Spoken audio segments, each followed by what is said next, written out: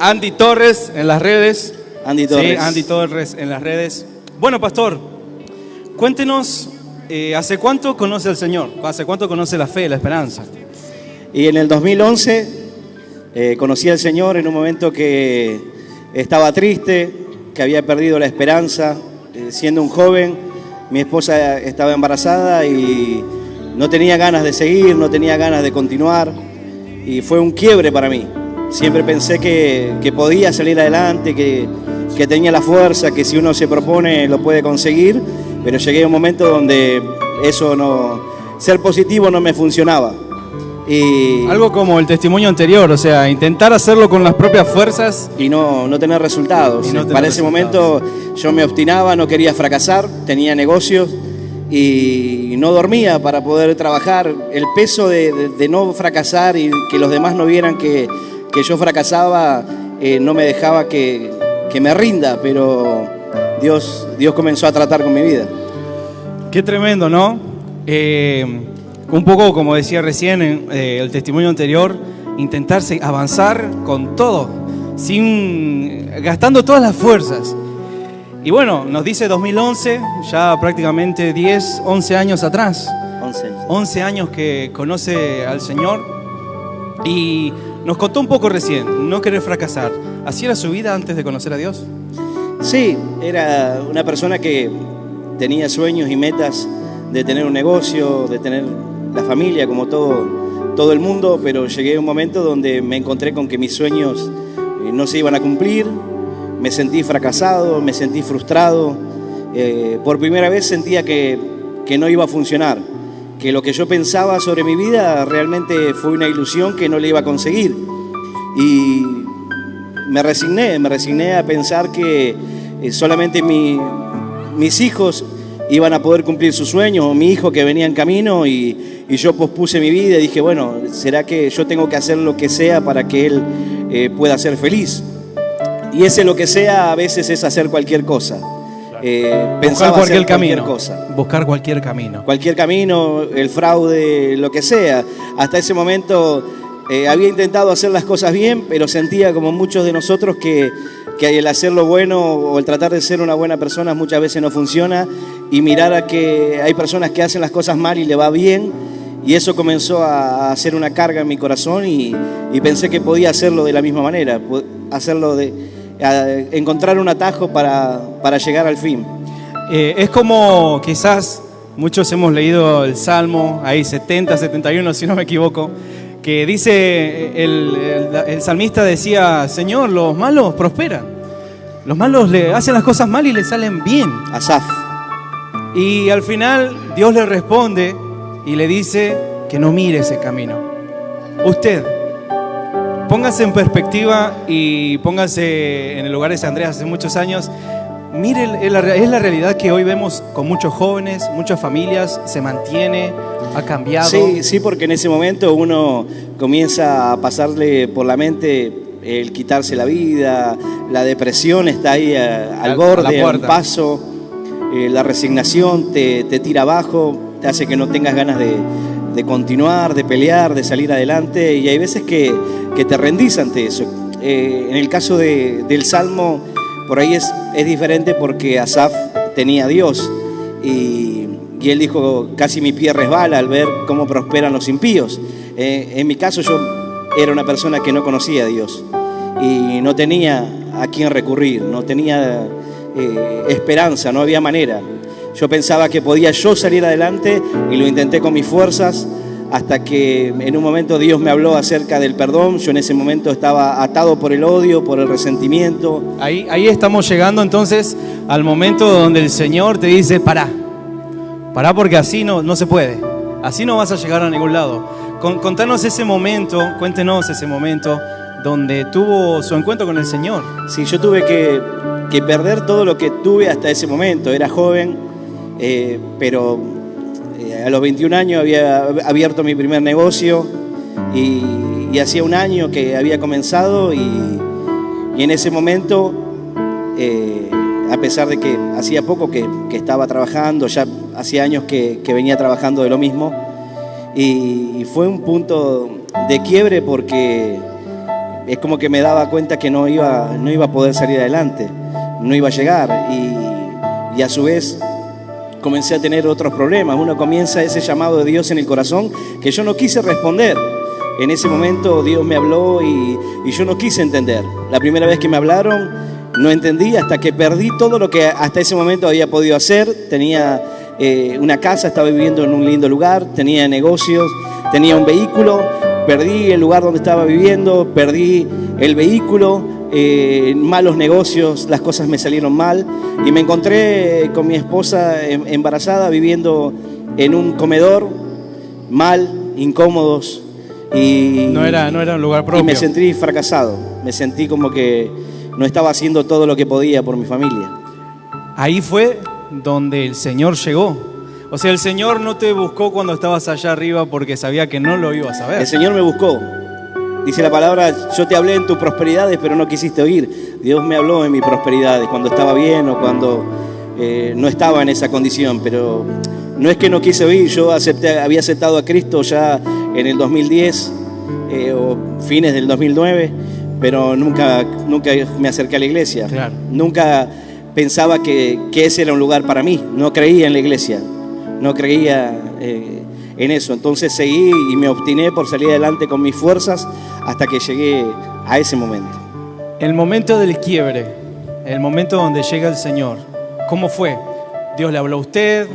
¿Su esposa lo acompañó? ¿Cómo fue? Sí, escuché una palabra que hablaba acerca del perdón. Yo estaba en ese momento con mucho odio, mucho resentimiento. Estaba peleado con mi padre. Y sentí que todo lo que había puesto como excusa en un momento ya no lo tenía. Porque cuando me hablaban de Dios yo decía no puedo porque tengo trabajo, no puedo porque tengo que atender el negocio, estoy ocupado y no tengo tiempo. Y cuando llegó ese momento ya no tenía negocio, ya no tenía vehículo, todo lo que había sido una excusa para no poder acercarme ya no lo tenía. Y sentí que, bueno, ¿qué tengo para perder? No hay excusas. No tenía más nada para perder. Yo sentía que no tenía más nada para perder, lo material, lo que había puesto primero que a Dios. Y ese fue como el punto donde dije, bueno, si no tengo nada para perder, ¿por qué no acercarme? Y fui con mi esposa. Y ahí el Señor cambió su vida. El Señor me habló a mi corazón cuando llegué y sentí como que el Señor me dijo, tuviste que perder todo para entender. Pero solamente fueron cosas materiales. Yo te voy a devolver todo. Y fue así, Dios me devolvió muchísimo más. Vamos a darle un fuerte aplauso a Dios. Dios me dio mucho más de lo que pude tener. ¡Qué bendición! ¡Qué tremendo! Usted se convirtió al Señor, el Señor le dijo, todo lo que perdiste yo te lo devuelvo. ¿Y fue solamente eso o hubo algo más? Y en ese momento cuando Dios me habló, yo sentí algo diferente, porque durante todos estos años yo he visto personas acercarse a Dios, pero yo nunca me alejé de Él. Nunca falté a la iglesia, nunca lo tomé como una opción. Y al principio viví las luchas y las dificultades que cualquier persona tenía, pero nunca fue una opción para mí alejarme de Dios. Ya no era una opción. No era una opción. Ya habías encontrado el lugar. Ya había encontrado, si bien no había encontrado el lugar, claro, no es que en la iglesia había encontrado el lugar en mi corazón. El Señor ya estaba en mi corazón y ya no había vuelta atrás. La fe. Qué tremendo. Bueno, ¿en qué momento? Ahí ya usted conoce al Señor. Bueno, estuvo en otras iglesias, pero cuando se acerca a nuestro ministerio, ¿usted recuerda esos momentos? Sí, no pasó mucho tiempo. Dios me habló a mi corazón y yo comencé a buscar.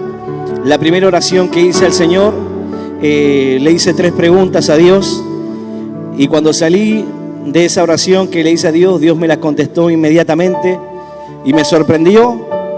Le dije, Dios, si nuestra relación va a ser así, que lo que yo pregunte me vas a responder.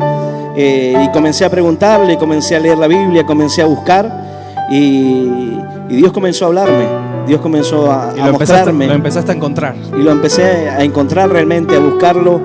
Pero en un momento cuando recién había comenzado la iglesia, una persona que estaba en la iglesia de los adventistas comenzó a hablarme también de la iglesia original o de la fe original y me confundió realmente.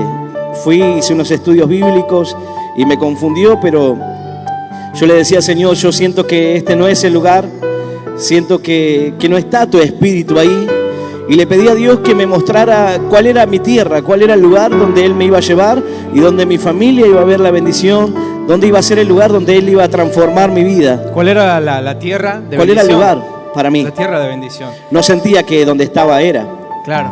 Bueno, hay testimonios, yo también he charlado con muchos hermanos que decían, yo en el lugar que estaba, yo leía una cosa en la palabra y veía que hacían otra cosa. ¿Fue algo similar? Fue algo similar. Yo me encontraba en lo que la gente denomina células o grupos donde se reúnen a compartir la palabra con líderes de la iglesia, y los líderes estaban en pecado. Las personas que se trasladaban a esa iglesia, los mismos líderes, estaban fumando, tenían una doble vida, y la palabra de Dios me confrontaba y yo no podía escapar. Cada palabra que escuchaba era como que ya no podía salir de ahí, y fui, pienso como muchos de nosotros al comienzo, muy ortodoxo entre lo que la palabra de Dios dice y lo que la gente a veces trata de mostrar. Exactamente. Entonces pasa esto, que leemos la palabra, vemos que las cosas no cuadran y algo nos lleva a buscar y es el Espíritu Santo, es el Espíritu, porque quizás muchos hermanos dicen, me pasó lo mismo.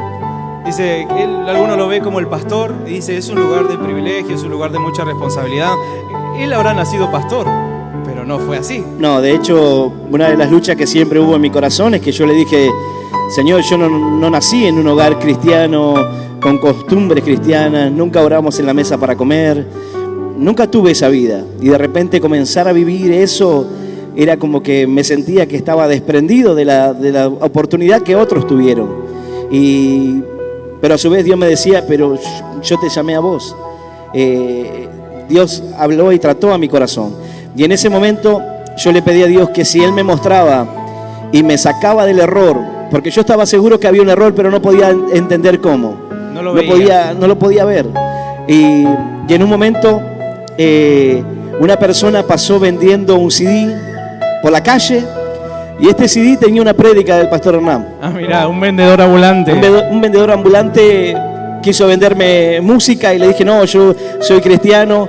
Y me dijo, bueno, tengo un CD de prédicas. Qué buen vendedor, ¿no? O sea, ya tengo para cristiano, tengo para... Sí, tenía de todo. Tenía de todo. Es como las iglesias de hoy tienen de todo. Claro, hoy tienen de todo. Aprovechamos tirar un palito también para las que están viendo ahí por el vivo. Y en ese momento escuché una palabra, sobre mi espalda araron los aradores, y esa palabra me impactó, y esa palabra me llevó a buscar y a conocer que había un canal de predicaciones en internet, y buscando esa palabra que había escuchado en un momento y quería compartírsela a una persona, encontraste. Yo le había pedido a Dios una señal, que si Él me hablara y si Él me sacaba del lugar, de ese lugar de error, a donde fuese que Dios me hablara, yo iba a ir y le iba a servir.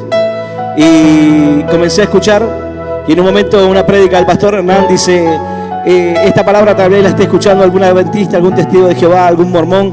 Dios quiere hablarte en esta noche. Justo fue. Y Dios me habló de una manera tremenda esa noche.